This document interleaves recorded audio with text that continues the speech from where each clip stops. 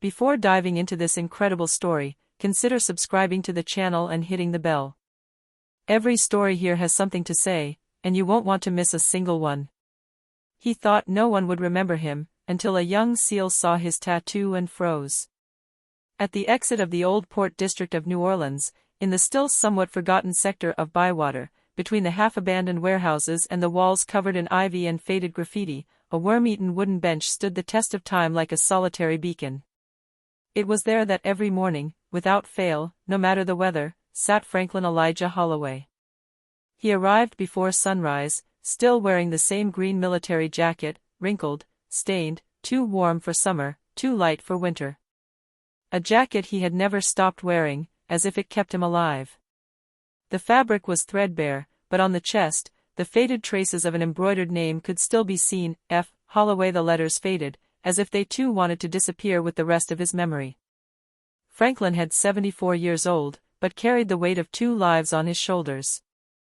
Dark skin weathered by the sun and silence, a hand-trimmed salt and pepper beard, a fixed, unwavering, almost animal gaze, like an old lion who no longer sleeps but has forgotten nothing.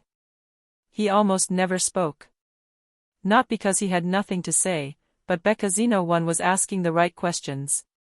Every morning he would leave his little wooden house on Desire Street, a canvas bag in hand, filled with bread crumbs or cooled white rice. He would go straight to his bench, greet the few familiar faces with a discreet nod, and then sit down without a word. There he fed the pigeons. They came by the dozens, chirping, circling around him as if they recognized him. And maybe, in their forgotten bird language, they knew that he wasn't just an old loner. Butah man of war. A survivor. A living scar. Some passers-by in the neighborhood, those who had seen him there for years, nicknamed him the Colonel. Out of habit. Out of silent respect. Others said he had fought in Vietnam, or been a politician's bodyguard, or even a helicopter pilot.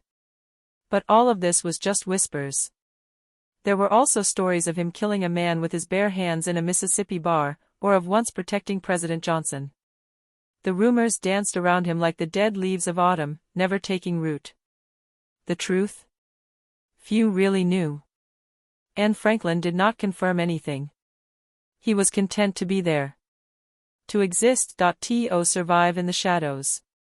He observed the world without participating in it, like a fallen ancient god, witness to the passing years and fading memories. He had seen the neighborhood's young people grow up, then disappear. He had seen the buildings change, the hipster cafes replace the old-fashioned grocery stores. But he didn't move. He was stoic. Silent. Immutable. Like a sentinel of the past, posted on the border between oblivion and legend. And yet, behind this silence, under this oversized jacket and this steely gaze, there was hidden a man America had erased. One July morning, heavy and oppressive, as only Louisiana can be, the city seemed enveloped in a palpable veil of heat and humidity. The air vibrated under a merciless sun, and even the tired walls of the buildings seemed to ooze dampness. From the neighboring cafe, a door creaked softly, and a young man stepped out. Tall, athletic, with slightly tanned, olive skin, he wore a dark t-shirt that hugged his trained muscles and cargo pants. His black, reflective sunglasses were pushed back onto his forehead, revealing sharp, piercing eyes that carefully scanned the cityscape. This young man's name was Malik Donovan, 28 years old. A decorated Navy SEAL, he was on leave, back in the hometown of his uncle, a respected veteran. Malik knew the dusty streets of Bywater, but he still had to uncover some secrets hidden behind the crumbling facades. As he approached the familiar bench where the elderly man sat, a small thing caught his eye, a tattoo, half hidden beneath the rolled-up sleeve of the worn military jacket. Malik squinted. This was no ordinary tattoo. He could make out, despite the wrinkled skin, the design of a sinuous cobra, its body wrapped around a dagger. Just below it, 3 engraved letters, almost erased by time and years of war, B.P.T. Black Phantom Team. A name that resonated in the hearts of elite soldiers. A clandestine, almost mythical unit, whose secret missions in the most dangerous war zones had forged legends. but whose existence had always been denied, hidden behind walls of silence. Malik stopped dead in his tracks, gasping for air. In his training, he had learned to spot these symbols. And most importantly, he had heard of a mysterious figure in this unit. The Black Ghost. An elusive soldier, an outstanding tactician, a sniper, and a master of infiltration. A shadow who appeared where no one could predict, saving the lives of men who had fallen into deadly traps. It was said that he had saved a dozen pilots shot down behind enemy lines, in inaccessible jungles. But never, ever, had his name been written in official reports. Not because he hadn't deserved the recognition, but because he was black. A flash of respect mixed with emotion crossed Malik's gaze. He slowly removed his sunglasses, revealing dark eyes that shone with a serious, determined light. Cautiously, he walked towards the man and, in a low, almost hesitant voice. "Sir. Excuse me. This tattoo. Were you part of Team Black Phantom?" Franklin barely looked up, his lined features betraying suppressed surprise. He remained silent.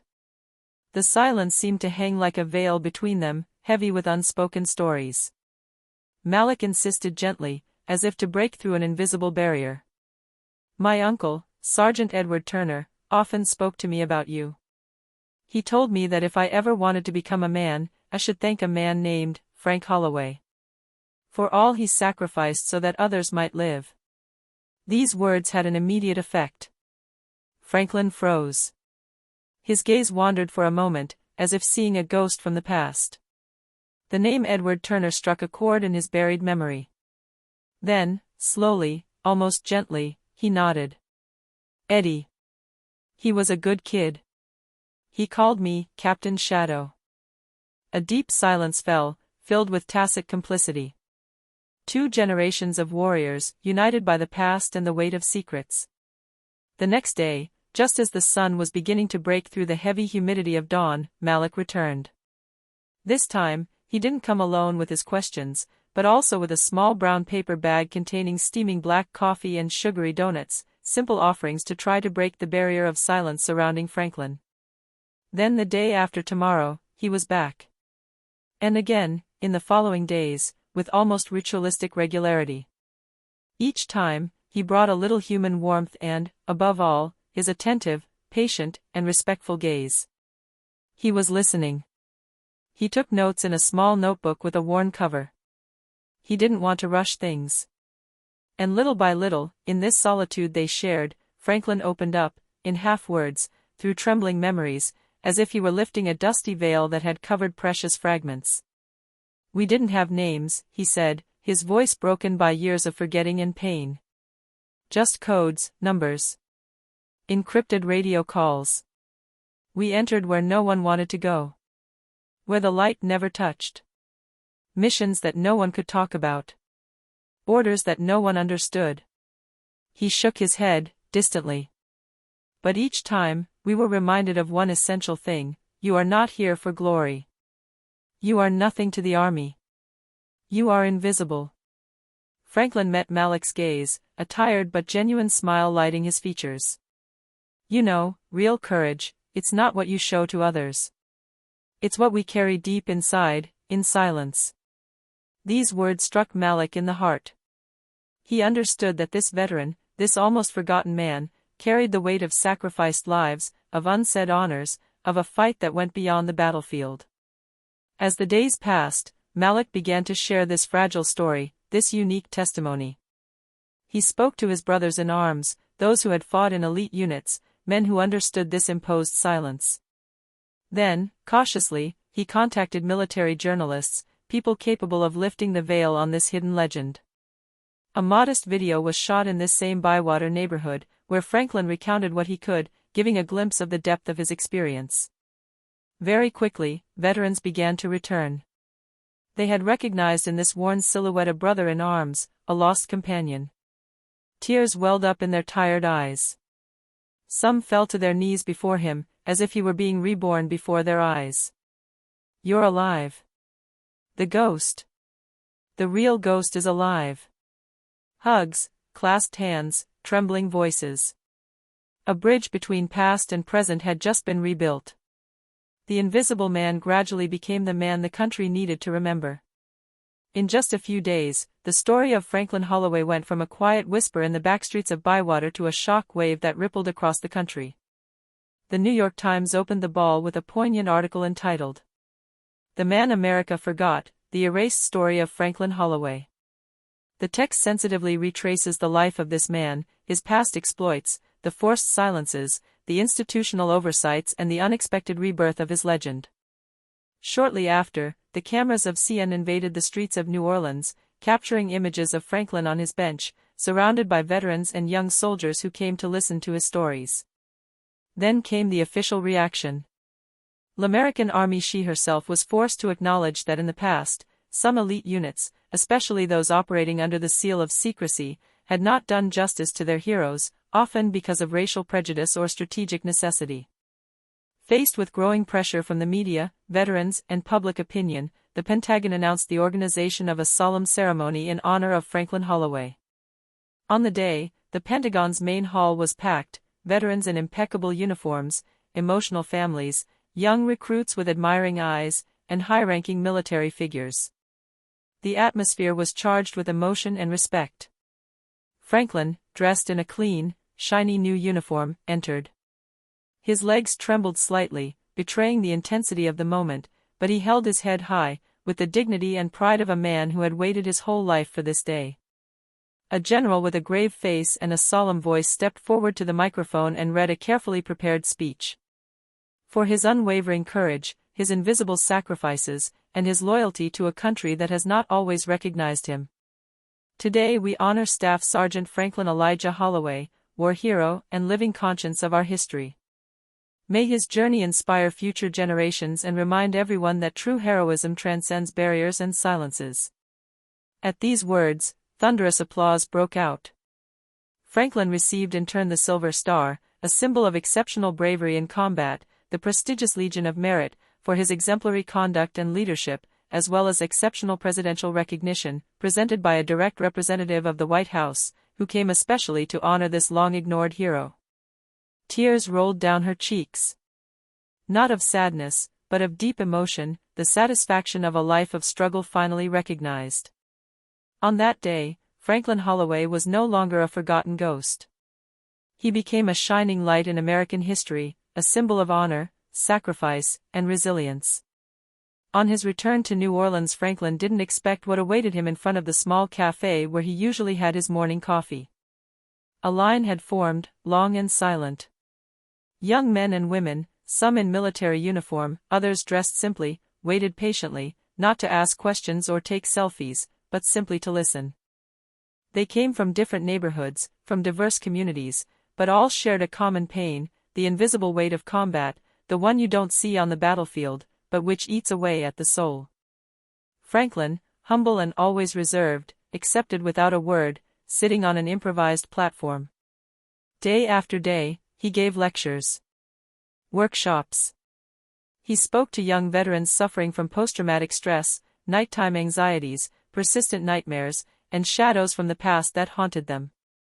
His voice, deep and full of wisdom, carried through the room.